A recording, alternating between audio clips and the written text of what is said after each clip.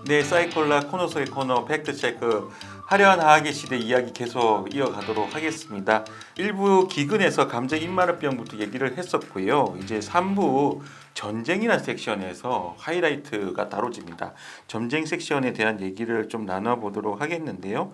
소제목으로 전쟁용 합성 화학물질 그리고 치크론, DDT 그리고 파르벤이라고 이렇게 소제목이 나와져 있습니다. 3부 전쟁 부분은 어떤 내용이 지금 다뤄져 있습니까? 보기에 따라서 답이 달라지는 그런 얘기입니다. 그러니까 이게 사실은 이게 화학 기술에만 적용되는 문제가 아니고 모든 기술에 다 이런 양면적인 특성이 있어요.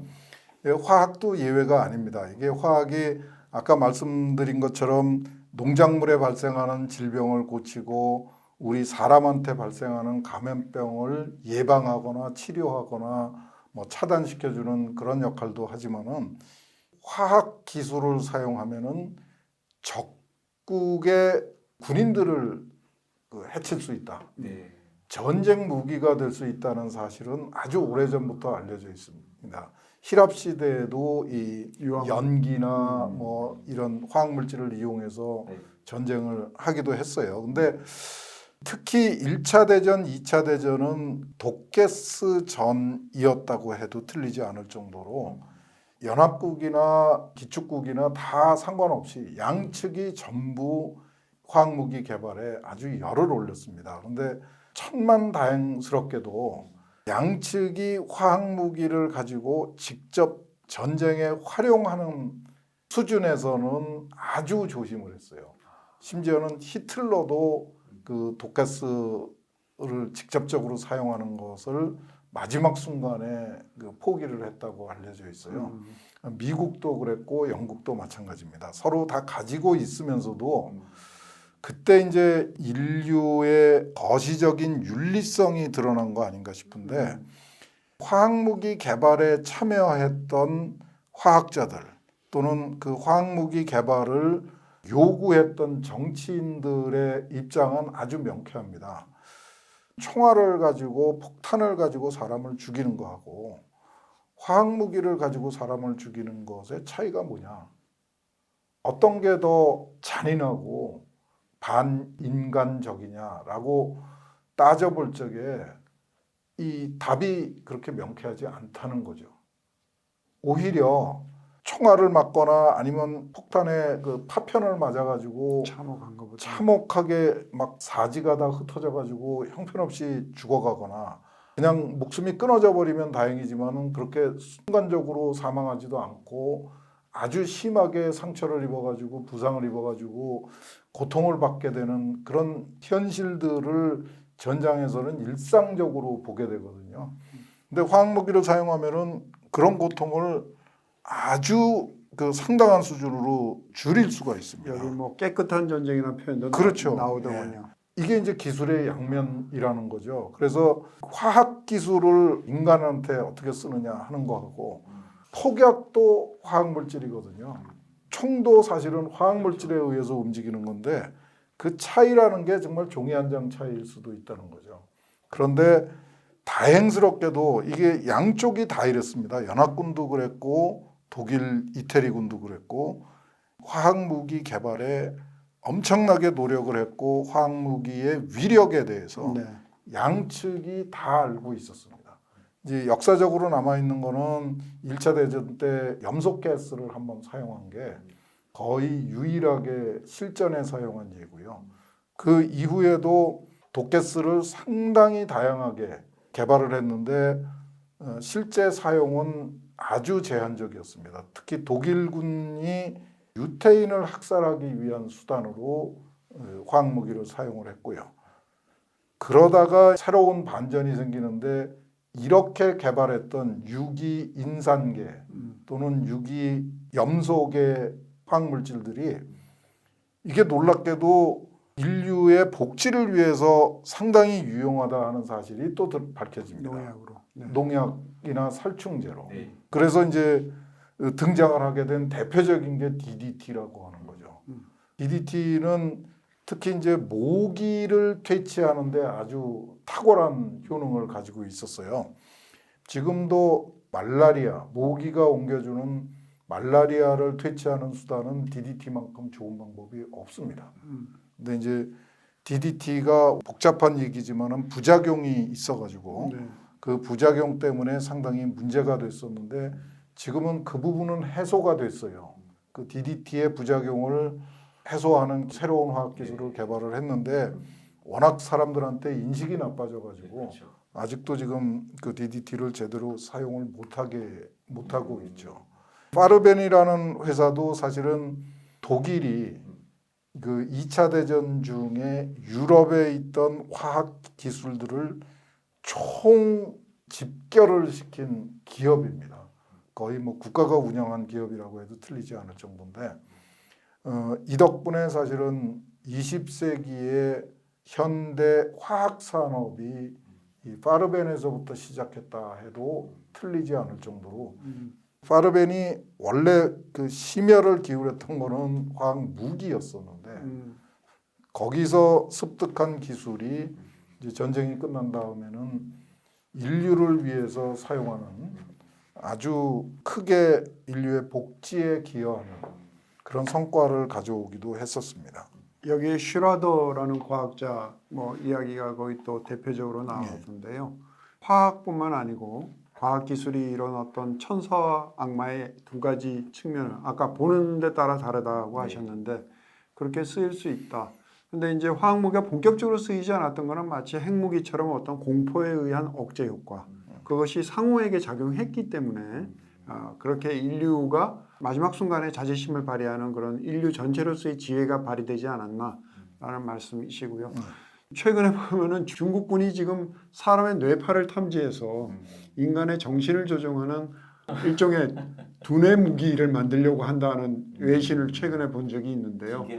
이 지금 화학에서 출발하지만 우리가 지금 쓰고 있는 뭐 컴퓨터나 모바일 기기의 어떤 해킹이라든가 이런 어떤 전자전에 이어서 뇌과학 전쟁까지도 전쟁 무기로 사용될 수가 있고 반대의 측면에서 그 기술이 양성화돼서 좋은 방향으로 간다면 마치 살충제나 농약처럼 인류의 복지에 도움을 줄 수 있는 기술들도 탄생할 수 있지 않을까. 과거의 역사에서 비추어서 그런 교훈이 있을 것 같다는 느낌이 드네요. 사실 뭐 화학이라는 어떤 약품이란 것이 여러 가지로 있지만 그 어떤 국가나 사회의 어떤 체제를 유지하려고 하는 용도로 쓰일 때가 있는데 그게 일종의 체류탄 같은 거 있지 않습니까? 네. 제가 2, 3년 전에 프랑스의 그 핵융합 관련된 이터를 갔었는데 그때 노란조끼 시위가 한창이었었습니다. 그때 화물차 운송하시는 분들 기름값 올라가지고 다 이제 했었는데 그때 체류탄이 터지는 걸 제가 봤었어요. 근데 정말 놀랍게도 모든 사람이 콜록콜록거리고 코를 막고 가는데 저만 멀쩡했었습니다. 나 왜 괜찮지? 냄새를 맡아보니까 초등학교 때 맡았던 냄새보다는 좀 약하더라 그때. 그 당시 이제 치약 이렇게 바르고 했었던 때가 제가 그때는 초등학생이었는데 그때보다 좀 약한데 해가지고 제가 혼자 이렇게 아무것도 안 하고 걸어가는 거를 사람들이 되게 이상하게 보는 그런 적도 있었기도 했었습니다. 저는 뭐 평생 화학을 했는데도 이 책을 번역하면서 정말 아주 진하게 감동을 느꼈어요. 극한의 상황, 감염병이 막 정말 들불처럼 번지거나 또는 전쟁에 막 격렬한 전투가 진행되고 있는 이런 상황에서 이 기술 개발이라는 것이 과연 어떤 것인가? 적군과의 대치 상황이나 또는 감염병 그러니까 미생물하고의 대치 상황이죠. 그런 그 어려운 상황을 극복하기 위해서 우리가 어떤 노력을 할 수 있는가 이런 거에 대해서 아주 감동적인 상황을 계속 연속적으로 소개가 되었고요. 그 다음에 이제 마지막에 이 책에서 굉장히 강조를 하고 있는 게 우리 잘 알고 있는 그 레이첼 카슨의 침묵의 봄에 대한 이야기입니다. 이게 흔히 알려져 있기로는 살충제 농약의 그 문제점 아주 심각한 생태 환경적인 문제를 신랄하게 지적해서 농약이나 이 살충제의 사용을 철저하게 반대하기 위해서 쓴 책 이렇게 알려져 있는데 화려한 화학의 시대에는 이 침묵의 봄이 어떻게 저술이 되었고 그 내용이 어떤 건가에 대해서 아주 상세하게 분석을 해놨습니다. 네. 그래서 사실은 침묵의 봄을 읽는 것보다도 더 자세하게 침묵의 봄에 대해서 이해를 할 수 있게 되어 있는데 이 레이첼 카슨이 거부했던 거는 이 농약이나 살충제의 이 긍정적인 측면이 아니고 이 농약이나 그 살충제를 정치인들이 또는 이익을 추구하는 기업들이 이거를 잘못 사용했을 경우에 벌어질 수 있는 문제점을 신랄하게 지적을 한 겁니다. 그래서 제가 좀 이 책을 번역하고 아주 진하게 가졌던 느낌은 우리 사회를 끌고 가고 있는 정치인들, 우리 사회의 경제력을 지탱시켜주고 있는 기업인들, 이런 사람들이 화학기술뿐만 아니라 기술의 원래의 모습, 기술의 양면적인 특성, 그리고 기술을 윤리적으로 사용하는 데에 대한 좀 강도 높은 교육이 필요하다. 네.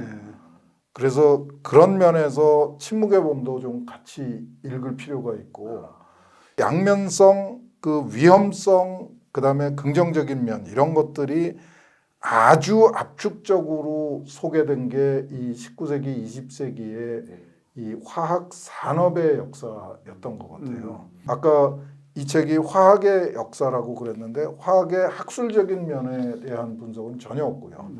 화학을 인류가 적극적으로 활용하게 된 과정, 그리고 정부가 그리고 기업이 이 화학 기술에 대해서 관심을 가지고 국가의 무슨 국력을 신장하는 기술 또는 기업의 경제력을 키워주는 기술로 인정이 되면서 긍정적인 측면도 있지만은 그런 욕심에서 비롯되는 부정적인 면 이런 부분들을 우리 사회가 좀 균형감을 가지고 긍정적인 면, 부정적인 면을 다 함께 살펴볼 수 있는 능력을 갖춰야 되지 않는가. 그런 면에서 저는 이 책을 아주 정말 적극적으로 소개하고 싶은 그런 욕심이 좀 있습니다. 네. 화려한 화학의 시대 최종 챕터인 제4부 생태계까지 저희가 왔는데요. 사이클린 마지막으로 얘기를 한번 하는 걸로 마무리 짓도록 하겠습니다. 네. 이 교수님이 뭐 원체 다방면의 과학에 대해서 풍부한 지식을 갖고 계시기 때문에 최근에 NFT라든가 메타버스 같은 디지털 트랜스포메이션에 대해서는 어떻게 생각하시는지 사실은 들어오기 전에 제가 살짝 여쭤본 적이 있는데 여기서 케미컬 에이지라고 일컬어지는 1800년대 중반부터 해서 1900년대 중반까지 그 100년 동안에 맞습니다. 이루어졌던 그린 레볼루션, 그 녹색 혁명이래 동안에 인구의 증가라든가 사람의 삶의 전체적인 수명 연장, 복지, 생활 질의 향상 이것은 지금의 디지털 트랜스포메이션에 비견할 바가 못 되는 것 같습니다.